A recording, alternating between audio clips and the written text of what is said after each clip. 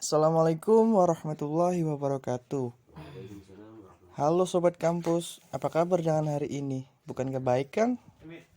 Oke, kali ini saya Tubagus Cifalam Akbar, mahasiswa Universitas Nahdlatul Ulama Yogyakarta, akan membahas tentang pengamalan nilai kelima sila Pancasila dalam kehidupan sehari-hari. Sebelum itu, alangkah baiknya kita mengenali Pancasila lebih dalam lagi. Ayo, mari kita bahas. Berikut ini merupakan pengertian Pancasila. Pancasila adalah ideologi serta dasar negara Indonesia. Hal ini berarti Pancasila dijadikan sebagai pedoman atau dasar untuk mengatur kehidupan berbangsa dan bernegara di Indonesia. Kita harus tahu, sebagai warga negara yang baik, bahwa setiap tanggal 1 Juni itu diperingati hari lahir Pancasila. Nah, sedangkan Pancasila itu terdiri atas dua suku kata, yaitu panca dan sila. Panca artinya 5 dan sila artinya dasar.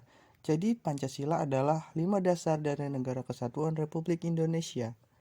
Adapun bunyi kelima dasar sila-sila Pancasila tersebut ialah yang pertama, 1. Ketuhanan yang Maha Esa. 2. Kemanusiaan yang adil dan beradab. 3. Persatuan Indonesia. 4. Kerakyatan yang dipimpin oleh hikmat kebijaksanaan dalam permusyawaratan perwakilan. 5. Keadilan sosial bagi seluruh rakyat Indonesia. Contoh sikap mengamalkan sila yang pertama, yakni ketuhanan yang Maha Esa, itu terdapat 4 poin.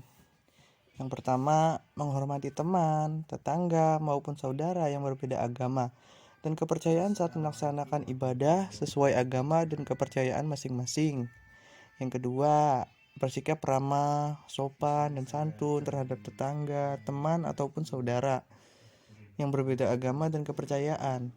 Nah, poin yang ketiga, membantu, saling membantu, seperti membantu tetangga, teman, sahabat, atau keluarga dalam menyiapkan penyelenggaraan kegiatan keagamaan.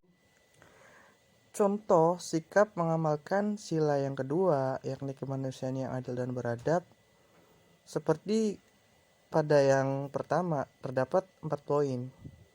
Yang pertama, tidak membedakan teman, tetangga, saudara, serta orang lain antara yang kaya dan yang miskin dalam pergaulan sehari-hari. Yang kedua, menghormati saudara, tetangga, dan orang lain yang lebih tua dari kita. Yang ketiga, berbicara dengan teman, tetangga, serta orang lain secara sopan dan santun, tidak dengan intonasi nada tinggi. Yang keempat, menjenguk teman atau tetangga atau orang lain yang sakit tanpa membedakan yang kaya dan yang miskin. Nah, dalam mengamalkan sila yang ketiga, yakni Persatuan Indonesia, di sini ada 4 poin yang saya berikan. Yang pertama, berkomunikasi dengan teman, tetangga, dan saudara yang berbeda daerah dengan menggunakan bahasa Indonesia, bahasa persatuan. Yang kedua, ikut serta dalam menjaga keamanan lingkungan melalui kegiatan poskamling atau pos ronda, berkeliling di lingkungan sekitar demi menjaga keamanan. Yang ketiga, memakai pakaian dan peralatan yang merupakan produksi buatan Indonesia, local pride, bangga buatan Indonesia. Dan yang keempat, poinnya, bergaul dengan teman atau orang lain tanpa membedakan suku, ras, dan adat istiadat. Sobat kampus pasti mempunyai banyak teman yang dari daerah lain. Itu tanpa harus membedakan antara suku dan ras mereka. Contoh sikap mengamalkan sila yang keempat, yakni kerakyatan yang dipimpin oleh hikmat kebijaksanaan dalam permusyawaratan perwakilan. Di sini saya menggambarkan ada 4 poin.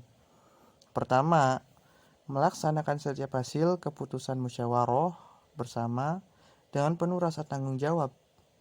Yang kedua, menghargai teman, saudara, tetangga, atau orang lain yang sedang berbicara maupun menyampaikan usul pada saat musyawarah. Yang ketiga, melaksanakan pemilihan ketua RT maupun ketua RW dengan cara musyawarah mufakat. Keempat, tidak memaksakan keinginan atau pendapat maupun kehendak kepada teman, tetangga, dan saudara ketika sedang rapat ataupun musyawarah. Nah, lanjut ke contoh sikap mengamalkan sila yang terakhir, yakni keadilan sosial bagi seluruh rakyat Indonesia. Di sini hanya terdapat 3 poin saja yang saya gambarkan. Poin yang pertama, membantu teman, saudara, atau tetangga, atau orang lain yang sedang mengalami musibah bencana alam, seperti gempa, tanah longsor, dan banjir. Ya, contohnya dengan menggalang dana sumbangan korban bencana alam. Kita melakukan kegiatan itu bersama teman kampus, seperti komunitas, atau organisasi lainnya.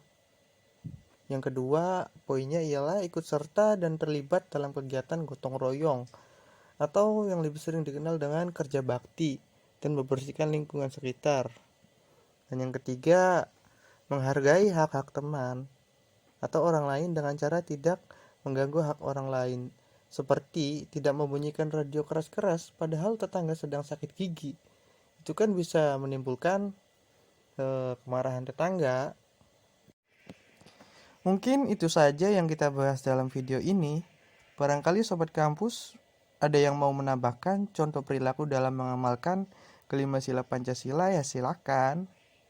Baik, sampai jumpa di video saya yang selanjutnya ya. Terima kasih sudah menonton channel saya. Jangan lupa like, komen, dan subscribe ya sobat kampus.